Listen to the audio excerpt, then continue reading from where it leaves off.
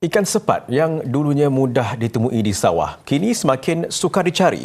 Perubahan ekosistem bukan sahaja menjejaskan populasi ikan itu, malah memberi kesan kepada penghasilan gerinting makanan warisan masyarakat Banjar. Kumar Rajamani ada laporannya dalam segmen Potret Inspirasi.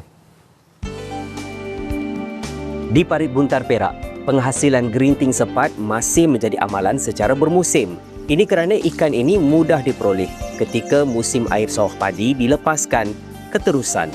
Tempohnya pula hanya sekitar 1 hingga 2 minggu sahaja. Ikan ini diperoleh dengan pemasangan bubu tempirai di lokasi terpilih. Tengoklah keadaan. Kalau air tengah buang macam ni, banyak-banyak lah. Kalau tengah ni, sikit je. Tak sampai sekilo pun. Tapi kena tahan lah. Simpan. Pagi, ni petang ni ambil lagi. Malam ke petang sikit baru kita buat. Proses tu cuci tapi tak jemur lah. Masuk peti air. Esoknya macam ni jemur. Proses menghasilkan gerinting sepat agak mudah tetapi memerlukan ketelitian bagi memastikan rasanya kekal asli. Ikan perlu dibersihkan sempurna dan diletakkan garam yang minima. Ikan sepat ini perlu dikeringkan sekurang-kurangnya 3 jam di bawah panas matahari terik bagi mendapatkan tekstur yang terbaik. Dan setiap peringkat jemuran akan menghasilkan 1/3 daripada berat asal ikan yang dikeringkan. Harga gerinting boleh mencecah sehingga RM200 sekilogram dan mendapat permintaan yang tinggi.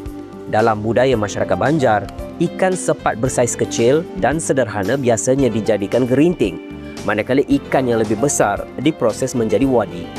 Wadi mirip pekasam, namun ia dihasilkan dengan merendam ikan dalam air garam yang pekat sebelum diperam lebih 3 bulan.